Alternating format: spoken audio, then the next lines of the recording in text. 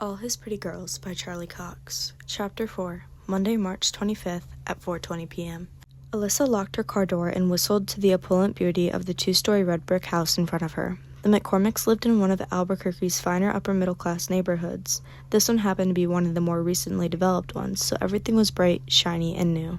"Nice landscaping," she said as she and Cord walked up the paved pathway to the front door. She admired the vibrant reds, yellows, and pinks of the rose bushes, so much like the ones her mom had grown before tragedy struck. In a raised bed, tulips popped up from the soil. The trees were already sprouting new leaves, and various flowers, along with the roses, were in early bloom, making the air heavy with the flowery perfume. Spring was in the air.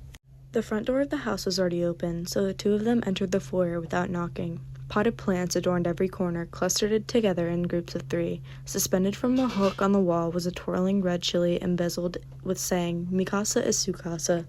Cord nudged Alyssa and nodded toward the windows. "Would you look at that view? I could definitely get used to seeing that every day."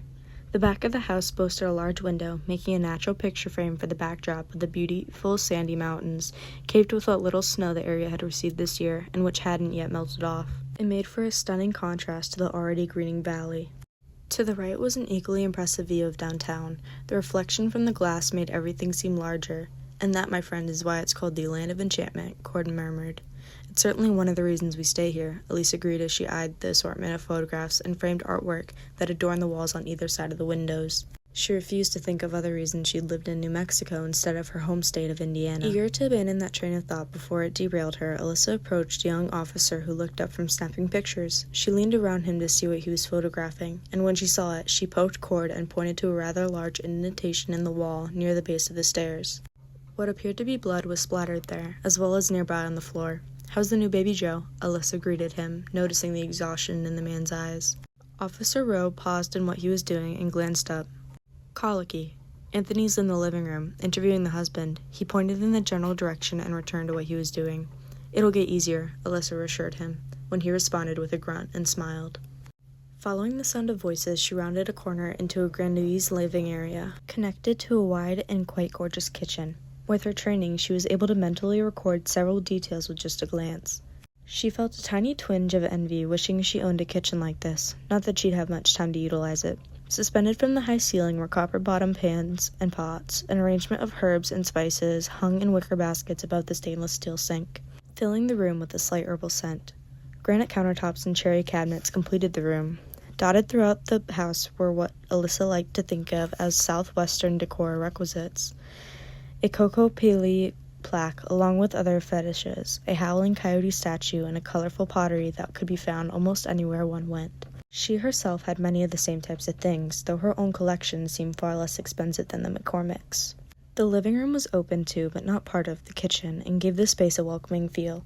Along one wall near a fireplace was a red leather sofa, where a dark-haired man in early to mid-40s sat stroking a beautiful dog. An Alaskan Malamute, if her guess was correct. She and her brother had owned one when they were kids. She'd always thought she'd get another one when she was older, but she'd never gotten around to it. Even her children had stopped pleading for a dog. With everyone's schedules as hectic as they were, they just didn't have the time required to devote to a pet. On the mantel above the fireplace were several framed photographs. One of the silver frames had been taken down, leaving a clean spot in the light dusting of the wood. The picture now sat on the glass coffee table. Alyssa took a quick look. The woman in the picture was petite and quite stunning with her blonde hair and striking green eyes. In the photo, she wore a brilliant yellow strapless summer dress that made her eyes stand out even more than they already did. Hanging off one finger was a pair of matchy, strappy yellow sandals.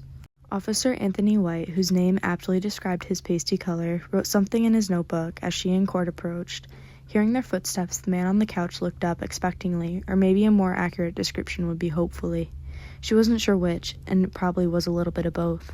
When he saw Alyssa, the man did a double take, and even though he continued to stare, the frightening gleam in his eyes reappeared, and he rubbed the back of his neck before running his hand through his already refluffed hair. "Here are Detective Wyatt and Roberts now." Officer White nodded his head toward them. To Cord and Alyssa, he said, "Mr. McCormick just finished a rundown of what transpired from the time he arrived home to the time he contacted the police." He ripped off a sheet of paper and handed it to Cord, who briefly scanned the page. "Thanks, Tony," Cord said. "We'll take it from here." Alyssa waited for Officer White to leave the room before she began. "Mr. McCormick, I'm Detective White. We understand you think something happened to your wife." I don't think something's happened to my wife, I know." "Didn't you see the foyer when you came in? And I've already told the other two everything I know," Rafe McCormick interrupted. "We understand and we apologize, but we really need to hear your account firsthand for ourselves. Make sure nothing gets left out in the retelling of events." Cord's voice was simultaneously full of compassion and authority. Oftentimes when people are distraught, little details are overlooked or omitted the first time through. Sometimes one little detail is all we need to locate a loved one. Aiming a weary look at the detectives, Rafe McCormick released a deep breath and ran his hands over his face. Voice heavy with exhaustion and worry, he began. "When I got home, I was on my phone dealing with an issue from work, so I didn't notice right off that my wife's car was gone." "I only espresso grind cafes," Rafe said, his eyes shifting to the other room as Rowe and White discussed the dent in the wall. Though they spoke quietly, their words still carried. Alyssa drew Mr. McCormick's attention back to her. "Do you normally arrive home from work around the same time every day?" He nodded. "Yes, we open the stores at 5 every morning, so I'm frequently there by 4:30, so I can leave again before rush hour traffic hits." She nodded. "I see. Please go on." "As I was saying, I hadn't noticed Callie's vehicle was gone until I finished my conversation and yelled for her like I always do. When she didn't answer, I thought maybe she was across the street with our friends, but when I went back through the garage, I realized her Jeep wasn't there. I decided to grab a drink before I called to check where she was, and that's when I noticed her lunch on the counter, and I realized the house hadn't been cleaned either." Alyssa let her gaze sweep around the room. It looked clean to her. Callie has a touch of OCD, and she always cleans on Mondays, whether the house needs it or not. Afterwards, she lights scented candles because the chemicals in the cleaning supplies gives her a headache. Those damn things give me a headache, but as you can see for yourselves, none of her candles have been lit. Cord glanced at Alyssa, eyebrows arched. Obsessive-compulsive disorder or a need for perfection? Alyssa had a tendency to lean towards perfectionism herself, so it was a trait she well understood. Her memory transferred back to her childhood, where she tried to become the model daughter in order to make up for the most destructive, life-altering mistake she could have ever made. It didn't matter that she was only 9. Cord coughed, effectively snapping Alyssa back into the interview where she belonged, not in the past that would never change. She refocused her attention on Rafe McCormick. "My wife has an aversion to her routine being interrupted and hates dirty dishes on the counter, much less food left out. Anyway, that's when I realized the dogs were still outside. Callie knows I don't like to leave them out there when we're not home, so I opened the patio door to let them in, and I noticed they were acting a little strange." "Strange how?" Alyssa asked. Rafe McCormick took a deep breath and entangled his hands in his dog's fur. It was a good thing the dog didn't seem to mind because it looked painful. While he worked on regaining his composure, Alyssa studied the part of his hands and forearms that were visible at glance. There was no obvious signs of a struggle, which could mean something or nothing at this point.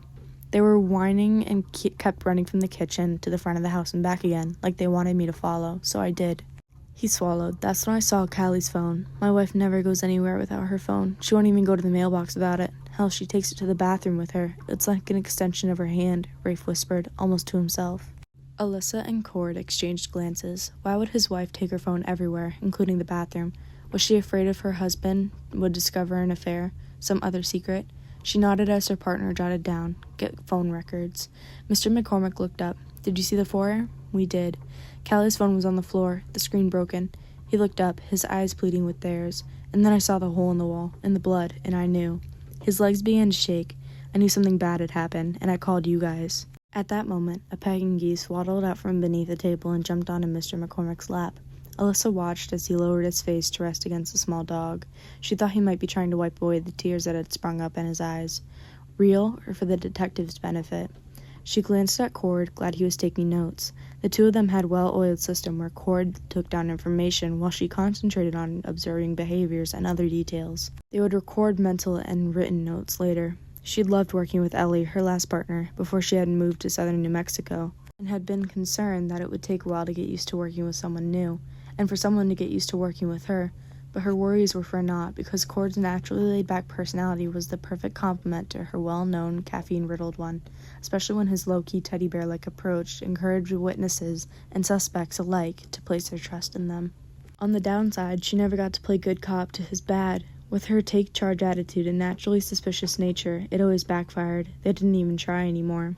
Now Cord scanned his notepad and said, "Earlier you mentioned you thought your wife might be at a friend's house?" "Yes, that's right. Can I get their names?"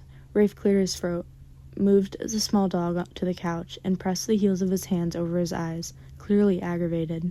"Mr. McCormick, may I call you Rafe?" Alyssa asked. At his nod, she continued, "We understand you're upset and worried about your wife. We know it's frustrating having to recount what you've already given in a statement to Officers Rowe and White, but you also need to understand that we need as much information as possible.